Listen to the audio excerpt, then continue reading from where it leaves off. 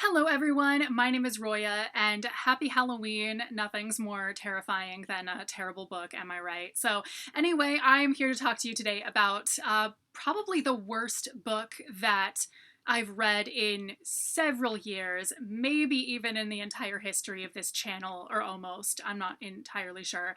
It's certainly the worst book I've read this year. It's probably the worst book I've read in the last, 5 years. It may even be the worst book that I've read, since the start of this channel almost. So anyway, I am talking about From Blood and Ash by Jennifer L. Armentrout. This is the story of a girl this is kind of a young adult slash new adult fantasy book about a girl who is essentially a chosen one.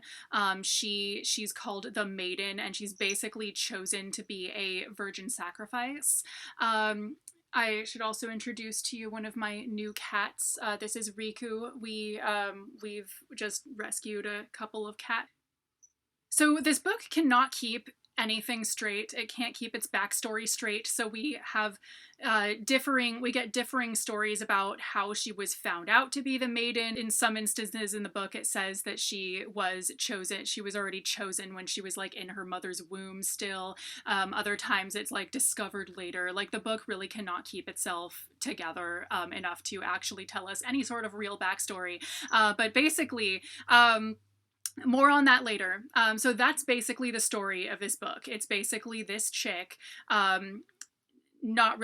she's gotten to be 19, and she doesn't like the fact that she's not allowed to do anything, except she totally is. The book contradicts itself there too. So in some instances it tells us that she's totally sequestered away from everybody, can't go and do anything, and then other times the guards are literally taking her to kill zombie people. And then it follows basically her romance with this dude. I don't know, basically, yeah, just this dude. So firstly, the writing. The writing was atrocious. And usually when I talk about bad writing in a book, I'm usually saying, that certain aspects of the writing style were really bad, and but otherwise it was fine, or just kind of certain things about it, maybe either I thought was bad or that I personally was just not a fan of. This book, when I say bad writing, I mean really epically bad writing. I mean every other sentence was worded so poorly that I could not tell for the life of me what it was implying. The dialogue and internal monologue, because this is a first-person narration, flip-flops between being sort of more fantasy way of wording stuff, more medievally fantasy talk, and modern slang and such, and modern ways of wording things. It really could not decide at all. So for example, one of the last sentences in the book says an Atlantean cannot get married until both halves are standing in the soil of their land. And I had to read that sentence 12 times to understand what it was saying. Both halves of what? That makes no sense. And really, it should have said, two Atlanteans cannot get married unless they're both standing on the soil of their land. Or, hey, how about Atlanteans can't get married outside of Atlantia? There you go. That's a nice, clear, concise sentence. You don't have to say an Atlantean, singular, can't get married until both halves. Both halves? What the fuck? So basically it's this whole, the book is constantly like that. That's not an isolated, bad sentence. The whole book is like that, where it just says words that when you put them together, I don't know what it's talking about. It also had really weird descriptors, that were just not needed. Under my garments was my always cold dagger. My always cold dagger. Why? What's the point of that? Is it just emphasizing the fact that she's not allowed to use said dagger? Because we already know that. We get that 20 times by the time that's said. So there were just weird, unnecessary descriptor words that had nothing to do with anything, and I didn't understand what the point of anything was. And then another thing that the book constantly does in terms of just bad writing is interrupting the internal monologue. Like it'll actually say, like in the first person narration, just her internal monologue, it'll say, I thought she dash, like, and then it'll be someone's line of dialogue like interrupting that thought. And I'm like, I thought she what? Like, hello, when you get something like an interruption like that, it's supposed to at least be clear what it was um supposed to convey. Like the audience is supposed to know what the rest of that sentence was supposed to be. But this book constantly did that, leaving me without a clue what the rest of that sentence was supposed to be. Like, wait, I thought she what? Like, hello, you're actually leaving me hanging here. And then also, I mean, obviously, like, interrupting an internal monologue with a line of dialogue like that is really weird anyway. The internal monologue is one's thoughts. It's literally supposed to be her thoughts. Why is a thought that is not necessarily like a sentence that knows time and space getting interrupted when someone else is talking all of a sudden? So it just really took me out of the story, and that was just bad. The fact that the book just constantly did that all the time. So those things, it's not, those are like far from the worst or only examples. They were just the only ones that I can immediately call to mind, because I didn't like take pictures of the quotes in this that were terrible, that showed the bad writing the worst. I almost really wish I had, but I just didn't even want that tainting my phone cameras. So getting beyond the bad writing into everything else that I really did not like about this book. So firstly, everything that happened in it had absolutely no reason. So everything that everyone did lacked any kind of motivation behind it at all. There was no particular reason to do anything that anyone did or say anything that anyone said.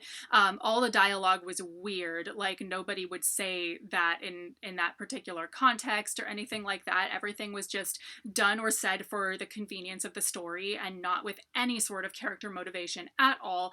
And probably the most weird example of this is when our main character just suddenly kills a guy, totally unprompted, like he wasn't about to do anything bad. It was someone who had horribly wronged her and really abused the fuck out of her, but the actual killing of him, he wasn't doing anything, and it was totally unprompted. So imagine seeing someone who's wronged you just across the street and just suddenly lopping their head off. That's what this was like. It had no reason to happen right then, and then she leaves that entire place behind entirely right after that anyway, and it had nothing to do with the fact that she killed a guy. So that literally had no reason to even happen. That didn't change anything about the story. That didn't spur anything to take place. She didn't even get in trouble for killing him. Like nothing happened with regards to that at all. So I'm not sure what the point was. Are we supposed to, is it just showing that the main character is suddenly a maniac or something?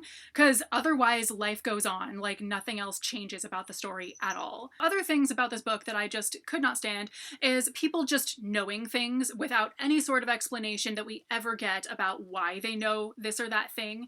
They just know that, and there's no explanation as to why. The villain, who's mostly, faceless for most of this story, just the random faceless villain that we haven't faced yet, is called the Dark One. Gee, how original. Not like one of the most popular fantasy series of all time has ever used that or anything. And then also we just get a lot of info dumping of random world building stuff that has no relevance to the story whatsoever. It's totally just randomly shoved in there for no reason. It never comes up ever. It's just random. And especially in the first couple of chapters, this happens so much that I actually forgot that there was a story going on. So literally there's plot going on, but in between every sentence of actual plot, there would be a whole paragraph about some historical thing about this kingdom, and that has no relevance to the story at all, let alone what's going on. And then there would be one sentence of actual story going on, and I'd be like, oh, that's right, there's an actual plot going on, she's sneaking into some place, okay. It just makes absolutely no sense at all. This whole book doesn't make any sense.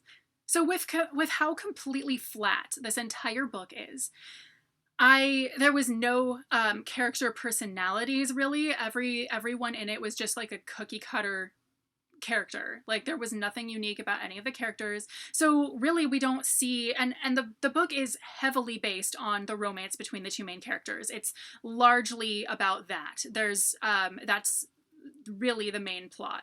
And the fact that there's just no character personalities, no character depth whatsoever, makes the romance have absolutely no depth whatsoever. So at the whole time, there's no I don't even feel why these characters even like each other, let alone are in love or anything, let alone are pained by the fact that they can't be together, like nothing at all. So any of those times when there's a really descriptive sex scene, it just goes way over my head because I do not feel their attraction to each other. I don't see why they care about each other to that extent whatsoever, or at all, because they have no personalities. They're just cookie cutter characters. So the whole book makes absolutely no sense. I hated it. I really want my brain cells back that I probably lost reading this.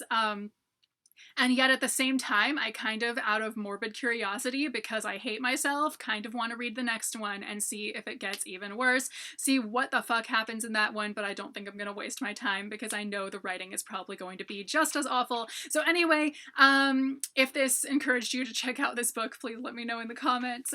If you read any really bad books that you really didn't like this year, let me know in the comments. Anyway, thank you guys so much for watching this total rant review. I'm really sorry. But anyway, I will see you very soon with a new video. Bye.